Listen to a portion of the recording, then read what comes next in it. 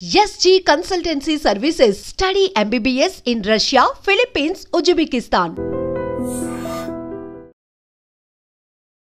Hi hello నమస్తే welcome back to our channel. నేను మీ వైషు.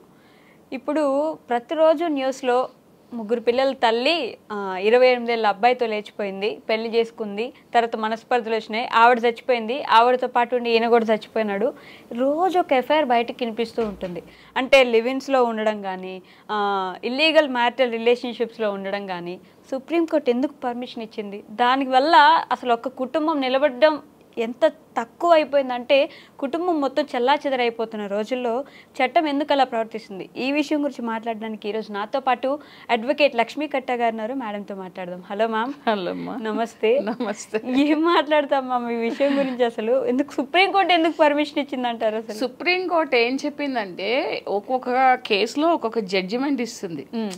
ఆ కేసులో జడ్జిమెంట్ ఏమి ఇచ్చిందనంటే హస్బెండ్తో ఆమె సుఖంగా లేనప్పుడు, ఆమె బయలాజికల్ నీడ్స్ అనేవి సరిగా లేనప్పుడు, ఎదర్ వైఫ్ కానీ హస్బెండ్ కానీ, లేదంటే ఏదైనా ఫిజికల్ డిసీజెస్ ఉన్నప్పుడు, లేకపోతే వదులుకోలేని పరిస్థితులు ఉన్నప్పుడు, కమిట్మెంట్స్ ఉన్నప్పుడు, లేకపోతే నీకు అతనితో ఇష్టం లేదు అని అంటే ఇప్పుడు నీ బయలాజికల్ నీడ్స్ ఉన్నాయో, నీ మానసికమైన అంటే కోరికలు ఎప్పుడు తీరలేదో అవి మనిషి అంచుకోవాల్సిన అవసరం లేదు. అలాంటి పరిస్థితుల్లో ఉన్నప్పుడు వేరొకరితో రిలేషన్ పెట్టుకున్నా అది నేరం కాదు అని అంటే చట్ట ప్రకారంగా నేరం కాదు, నైతికంగా అది తప్పు. సో అలాంటి తప్పు నీ వైఫ్ చేసినప్పుడు లేకపోతే నీ హస్బెండ్ చేసినప్పుడు నువ్వు డైవర్స్ తీసుకోవచ్చు. కానీ అతన్ని అరెస్ట్ చేయించి లేకపోతే ఆమెను అరెస్ట్ చేయించి వాళ్ళని పబ్లిక్లో దేంటి ఎక్స్పోజ్ చేసి వాళ్ళ మనోభావాలను దెబ్బతీయకూడదు అన్నది ఆ చట్టంలో అది చెప్పిన ఒక సారాంశం అమ్మ. కానీ ప్రతి ఒక్కరు దాన్ని ఎలా చేస్తున్నారంటే, ఇప్పుడు మనం వీడియోలు చేస్తే థంబ్నెయిల్స్ చూపించి వేరే ఉంటుంది, లోన్ కంటెంట్ వేరే ఉంటుంది. అలాగే ఇక్కడ కంటెంట్ వేరు, అది వేరు. ఓకే. సో రిలేషన్ పెట్టేసుకోండి అని అంటే అందరూ విచ్చలవిడిగా ఎవరిష్టం వచ్చిన వాళ్ళతోటి నీ ఫ్యామిలీని అంటే రిలేషన్ పెట్టుకోవచ్చు అని చెప్పలేదు. పెట్టుకున్న పరిస్థితుల ప్రభావాలు పెట్టుకుంటే కూడా వాళ్ళని అరెస్ట్ చేయవసరం లేదు. వాళ్ళని అది వ్యక్తిగత సమస్య కాబట్టి దాన్ని వ్యక్తిగతంగానే చూడాలి. కానీ చట్ట ప్రకారంగా నేరస్తులు కాదు అని ఇచ్చింది. అంతేగాని మీ ఫ్యామిలీ సిస్టమ్ ని నాశనం చేసేసుకోండి, మీరు చచ్చిపోండి, 20 ఏళ్ళ అబ్బాయిలతోటి 40 ఏళ్ళు 50 ఏళ్ళు ఆడవాళ్ళు లేచిపోండి, మీ ఫ్యామిలీని వదిలేసేయండి, సిగ్గు శరము లేకుండా చేసే పనులకి చట్టాన్ని అడ్డం పెట్టుకుంటున్నారు. అంతే. చట్టాన్ని అడ్డం పట్టుకు చేసుకునే వికృతమైన చర్యలు ఏంటంటే అంటే ఎక్కడ చూసినా సుప్రీంకోర్టుని తప్పు పెట్టేయడం. సుప్రీంకోర్టు మిమ్మల్ని చచ్చిపోమ్మన్నదా? సుప్రీంకోర్టు నీవు పెళ్ళైన 25 ఏళ్ళకి నీ హస్బెండ్ని వదిలే నీ పిల్లల్ని వదిలి వెళ్ళిపోమ్మన్నదా? పిల్లల కోసము హస్బెండ్ని వదిలేసుకుని కూలి పనులు చేసుకుని మూవీస్లో చూసినట్టు కాదు, రియల్ లైఫ్లో చాలా మంది ఉన్నారు. పిల్లల్ని అక్కడ కూర్చోబెట్టుకుని కూలి పనులు చేసుకుని ఇళ్లలో పని చేసుకుని అలా పిల్లల్ని పెంచి గొప్పవాళ్ళు చేసిన తల్లులు ఉన్నారు. ఇవాళ రేపు ఇలాంటి తల్లులు ఏం చేస్తున్నారు? అన్ని పిల్లలు అడ్డొస్తే చంపేస్తున్నారు, పిల్లలకు వాతలు పెట్టేస్తున్నారు, పిల్లల్ని ఏం చేస్తున్నారంటే తోసేస్తున్నారు బిల్డింగ్ల పై నుంచి. పిల్లల్ని ఏంటంటే ఎవరైతే ప్రియుడు అనబడే వ్యక్తి ఉన్నాడో వాడి చేతిలో పిల్లల్ని చంపేస్తుంటే తల్లిలు అలా చూస్తున్నారు. ఇంత కఠినంగా ఇంత క్రూరంగా ఎందుకు అయిపోయారని అర్థం ఆలోచించాలంటేనే భయం వేస్తుంది. రెచ్చగొడితే రెచ్చిపోతాం అన్నట్టు సుప్రీంకోర్టు ఏం చెప్పింది? అసలు చదివారా దాని గురించి మీకు ఏమైనా తెలుసా? ఒకప్పుడు అడాల్టరీ అనే దాంట్లో ఏంటంటే ఎవరైనా ఇద్దరు అక్రమ సంబంధం పెట్టుకున్నప్పుడు వాళ్ళిద్దరిని అరెస్ట్ చేసేవారు, ఇది తప్పు అని చెప్పేసేసి. అప్పుడు అందులో కూడా ఆడవాళ్ళకి పనిష్మెంట్ లేదు. ఎవరైతే అక్రమ సంబంధం పెట్టుకున్నాడో ఆమెతో అతనికి మాత్రమే పనిష్మెంట్ ఉండేది, అది ప్రూవ్ అయితే. దాన్ని కూడా చాలా లెంగ్తీ ప్రొసీజర్. వాళ్ళని పట్టుకుని దాన్ని చూసి వాళ్ళు అడాల్టరీ చేశారు అని వాళ్ళిద్దరికి ఒక ఫిజికల్ రిలేషన్షిప్ ఉంది అని చేయడానికి ఇంత పెద్ద మర్డర్ కేసు కంటే ఎక్కువ ఇన్వెస్టిగేషన్ ఉంటుంది ఇది. అలాంటి దాన్ని అది వ్యక్తిగత విషయం కాబట్టి చట్టంలో తీసుకోవద్దన్నారు. అంటే అతన్ని అరెస్ట్ చేయొద్దు, ఆమెను బయటకు లాగొద్దు, అది వ్యక్తిగత ఇది, వాళ్ళ మనోభావాలు దెబ్బతిని వాళ్ళు ఏమైనా చేసుకుంటే కనుక ఏ పరిస్థితుల్లో ఆమె అలా చేసిందో అంటే ఇంకెవరు ఇష్టం వచ్చిన వాళ్ళు మొన్న ఒక ఆమె 15 ఏళ్ళ అబ్బాయిని లేపుకొచ్చేసింది, 35 ఏళ్ళ ఆమె మీద రేప్ కేసు పెట్టారు. అంటే అబ్బాయి మైనర్ కాబట్టి. సో ఇదంతా ఎక్కడికి పోతుంది అసలు? ఏంటి చిన్న వయసులో పెళ్లి చేస్తే నీ కొడుకు వయసు, పాత రోజుల్లో కూడా ఒక 10 years బ్యాక్ వరకు కూడా ఇప్పుడు కొన్ని విలేజెస్ లో 13, 14, 15 సంవత్సరాలు పెళ్లిళ్ళు చేసేస్తారు కుటుంబ పరిస్థితుల వల్ల, ఆర్థిక పరిస్థితుల వల్ల. అంటే ఈక్వల్ టు నీ తమ్ముడి వయసు కూడా కదా, నీ కొడుకు వయసు లాంటి పిల్లల్ని లేపుకొచ్చేస్తున్నారు. మొన్న కాళహస్తిలో జరిగిన ఇష్యూ ఏంటి, 42 ఏళ్ళ 20 ఏళ్ళ అబ్బాయితో వచ్చేసింది. ఆ తండ్రి ఏడుపు వింటే అసలు ప్రాణం ఇట్లా అనిపిస్తుంది. చాలా మంచోడు, ఆ షాప్ లో చెప్పేవాళ్ళు అనేది. అన్నం మళ్ళీ అక్కడికి వచ్చి అన్నం సరిగా వండలేదు అన్నదనేసి హ్యాంగ్ చేసుకుని చనిపోయింది ఆమె. ఆ అమ్మాయి చనిపోయిందనే భయంతో ఈ అబ్బాయి చనిపోయాడు. అసలు ఎక్కడ నడుస్తుంది? ఏం చేసి సుప్రీంకోర్టు ఏం చెప్పింది? సుప్రీంకోర్టు చెప్పినవన్నీ మీరు చేస్తున్నారా? సుప్రీంకోర్టు చెప్పినవన్నీ మీరు కోర్టు రూల్స్ ప్రకారంగా మీరు నడుస్తున్నారా? ఒక మున్సిపల్ వాళ్ళు వచ్చి ఒక ఆర్డర్ ఇచ్చి వెళ్ళిపోతారు, మున్సిపల్ రూల్స్ ప్రకారంగా చెత్త రోడ్డు మీద వేయొద్దు అనేసి వేయడం మానేస్తున్నారా?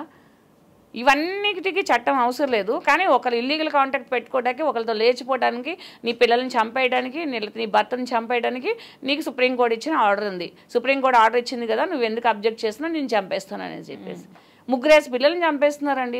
మనం చూడలేదా? చూసాం. అసలు ఎంత బాధ అనిపిస్తుందో ఈ సబ్జెక్ట్ గురించి మాట్లాడాలంటే. అసలు ఇట్లా బ్లడ్ బాయిల్ అవుతుంది లోపల. మరి ఎంత ఘోరంగా చంపేయడాలు, పిల్లల్ని చంపేయడాలు, భర్తకు విషం పెట్టేయడాలు. అసలు 60 ఏళ్ళకు కూడా అఫైర్ కావాలి, లేకపోతే 2వ పెళ్లిళ్ళు కావాలి. నేను ఒంటరిగా ఉండలేకపోతున్నాను. పాత రోజుల్లో ఒంటరితనం ఎక్కువ ఉండేది వయసు. ఎందుకనంటే మీడియా ఉండేది కాదు, ఇంట్లో ఒక డీడీ ఛానల్ తప్పిస్తే ఏమొచ్చేది కాదు. సో ఆ హిందీ ఎవరికి అర్థమైతే వచ్చేది కాదు విలేజెస్ లో, అన్నింటిలో, తెలుగు రాష్ట్రాల్లో. లేకపోతే ఏ హిందీ ఛానల్ అయినా ఏదో చెత్త ప్రోగ్రామ్స్ అనేది, పందులను ఎలా పెంచాలి, వ్యవసాయం ఎలా చేయాలి, ఇలాంటివి వచ్చాయి. ఇప్పుడు ఎన్ని రకాలుగా మనం ఎంటర్టైన్ అవ్వడానికి ఛాన్సెస్ ఉన్నాయి. ఒక కిచెన్ లో కూడా బిజీగా ఉండి, ఇంట్లో కూడా వ్యాపారాలు చేసుకుని ఎలా చేయాలనేది అంతా మోటివేషన్ వీడియోస్ కూడా చాలా వస్తున్నాయి.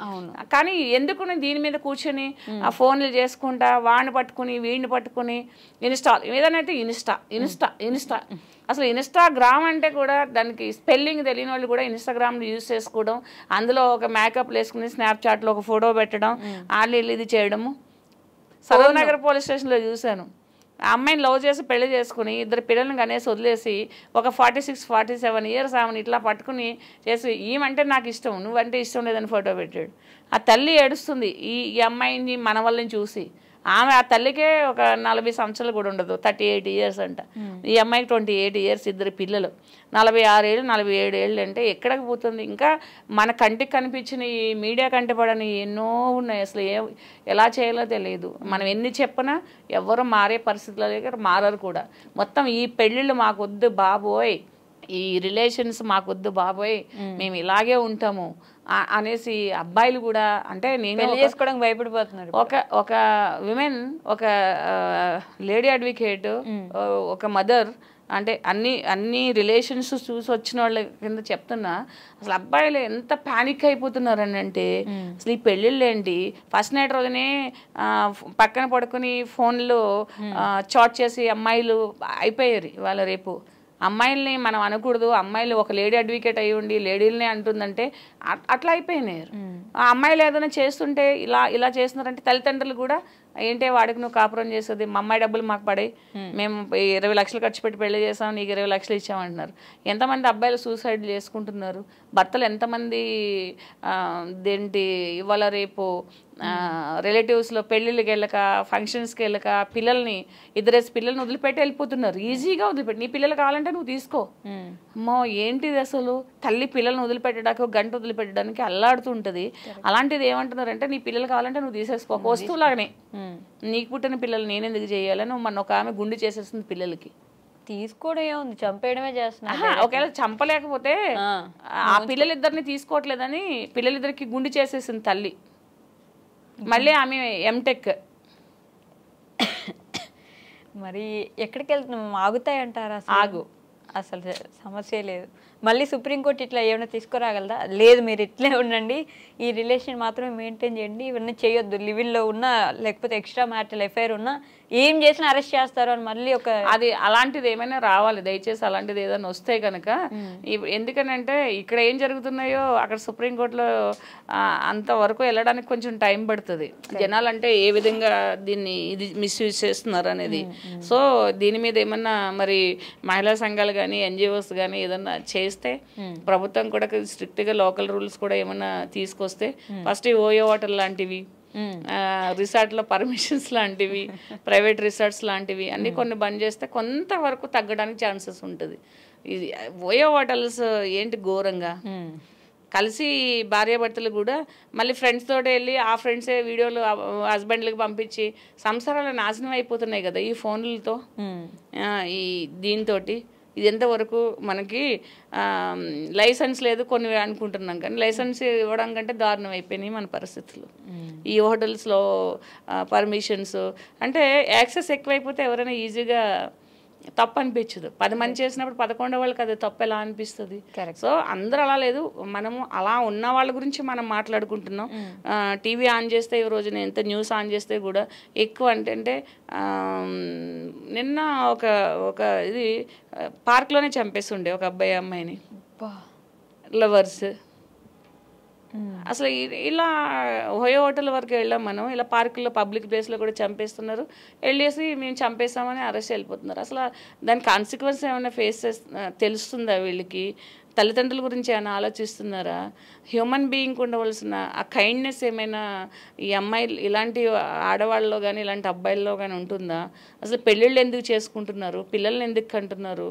వాళ్ళని రోడ్డు మీదకి ఎందుకు తీసుకొస్తున్నారు? ఇవన్నీ ఎవరికి వాళ్ళు ప్రశ్నించుకోవాల్సిన క్వశ్చన్స్. వయసు మనం ఎంత మొత్తుకున్నా కూడా పెళ్ళిళ్ళే ఉండవంటున్నారు ఇంకొక 10 years తర్వాత. రైట్, ఆల్రెడీ అదే వద్దయ్యా స్వామి మాకు పెళ్ళొద్దు అంటున్నారు. ఎందుకనంటే ఎంత నరకం చూపిస్తున్నారో పెళ్ళిళ్ళలో. As a advocate, family court అడ్వకేట్గా మాకు తెలుసు. విక్టిమ్స్ 10 మంది ఉంటే అదేంటి ప్రాఫిట్ కావాలనుకునే వాళ్ళు 80 మంది ఉంటున్నారు. అలా అంటే ఆడవాళ్ళని అలమని కింద అంటే ప్రాఫిట్ ఇన్ ద మీన్స్, పెళ్లిలో ప్రాఫిట్ అంటే అలమని కావాలనుకునే వాళ్ళు.